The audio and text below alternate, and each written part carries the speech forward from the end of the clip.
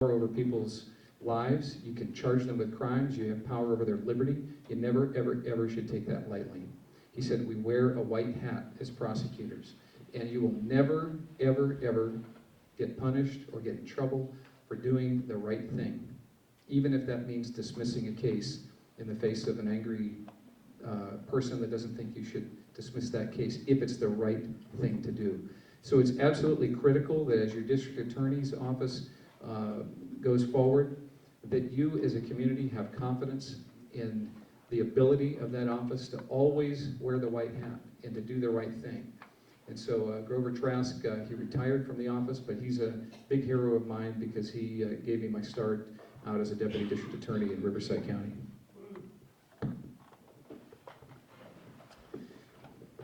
These kind of questions are always hard because it may sound trite, but my hero is my dad, and he's not my biological father, but we had a pretty rough time pretty early in my life.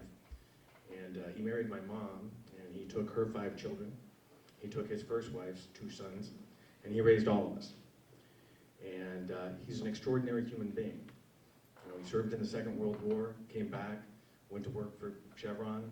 After about 7 years, because he didn't have a college degree, he couldn't go any higher, so he opened his own business. He's now an independent oil producer. He's one of the most successful people I've ever met in my life.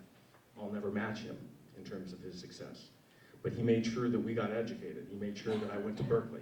He made sure that I went to law school. And he taught us to actually fulfill our own dreams. He didn't get it when I went to Wisconsin to law school. He didn't get it when I left the big law firm where I made tons of money and became a public servant. He didn't get that idea. But he supported it, and he always has. And he supported it with generosity of spirit and by letting us do what we needed to do to grow as human beings. And I've learned that from him, and that's how you lead other ways too. You have to give people their freedom. You have to give people enough leeway so that they can make their own mistakes, learn from their own mistakes, and so that they can develop. And I think I've learned that from him, and I think I can apply that to my professional life. Thank you, gentlemen. We're about to move on to the closing remarks, and each candidate will have 3 minutes. But first, I just want to thank everybody in the audience. You were terrific tonight, and thank you for holding your enthusiasm after each question. I know that's very hard to do. I just want to once again remind you that there's literature on the back table from both the League of Women Voters of San Luis Obispo County and the county, and that does include a registration card. And now we'll go to the closing remarks, and we will start, Dan, with you, please. 2 minutes? 3, all right. Time goes by quickly. All right, I want to just thank you for, again, for being here tonight. It's an absolutely critical election, and it's great to have you here because you're learning more about the district attorney's office and what it is that we do and what the important issues are that are facing us. I'm going to ask for your vote tonight. I hope that I earn your support between now and June 3rd. And I think it's, as I said before, it's important that we distinguish between the trial lawyer skills and leadership skills. Mr. Cavello is a fine man. He's done a lot of great service to our community, and I thank him for that. I really do. In terms of going forward in our office, you know, I'm committed to this community. I'm going to be here regardless of what happens with the election. I plan on staying in this office and working as hard as I can for the safety of this community. But I have a real heart to make a positive direction in the way that our office goes from here on after Mr. Shea retires. And I think it's important, it's critically important that we have someone that values relationships, someone who values working together with other people, someone who doesn't necessarily have all the answers themselves or answer everything by saying, well, I've done all that, I've done all that. But somebody who's open, somebody who can listen, somebody who can hear other people's perspectives, and from that, make good, sound, solid decisions. And when you make a decision, even as a commander in the military, if you get all your input and you make a decision that doesn't work the best, what do? You retool, you gather information again, and you go back to ground zero, and you try a different course of action. I'm going to be the kind of leader that is not afraid to start a veterans treatment court. I'm going to be the kind of leader that's not afraid to start a domestic violence court.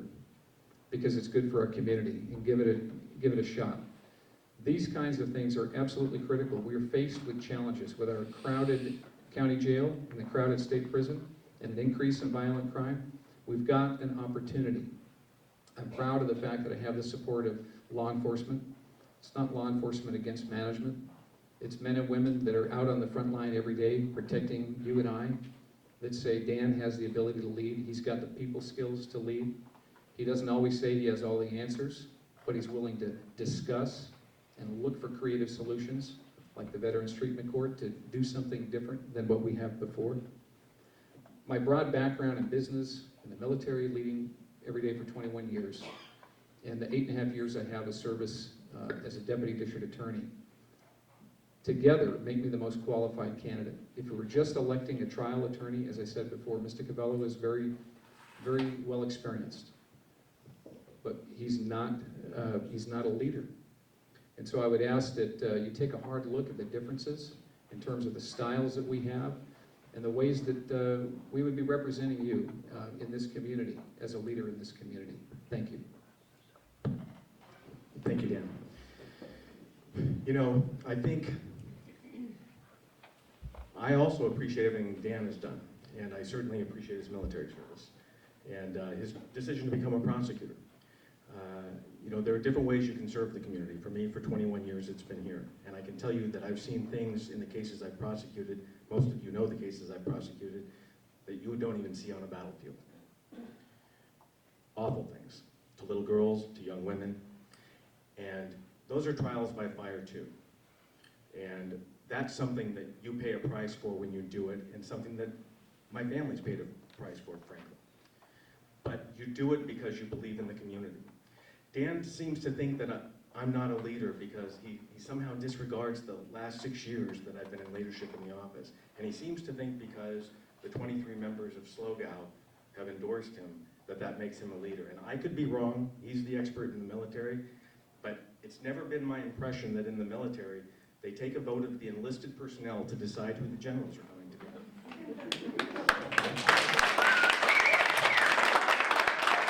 They don't do that. What happens is, in the military, I think you have to work your way up through the ranks. You're a lieutenant, then you're a captain, then you're a major, right? Then you're a lieutenant colonel, and then you move on until you're a full-bird colonel, and then you're a general.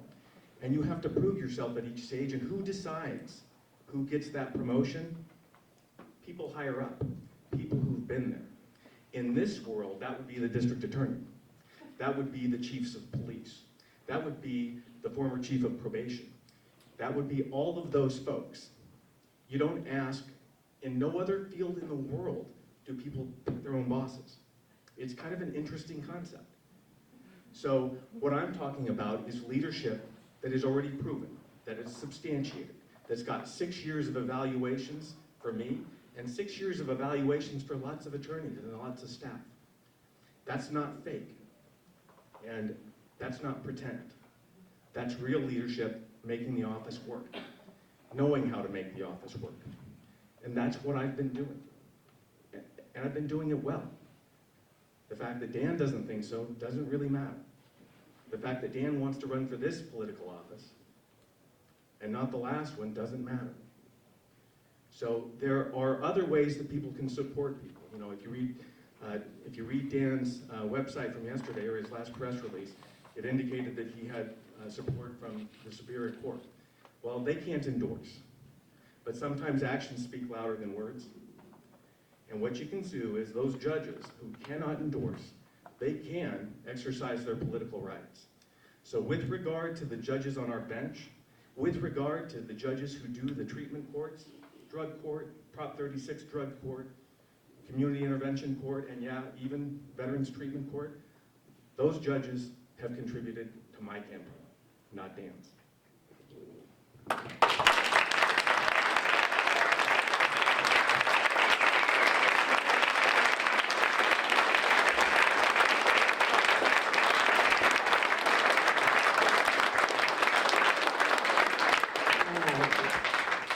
I'm sorry you had to wait so long to applaud.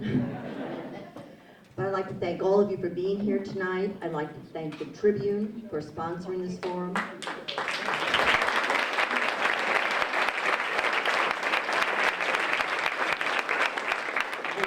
like to thank the League of Women Voters team that's here tonight to help moderate the forum.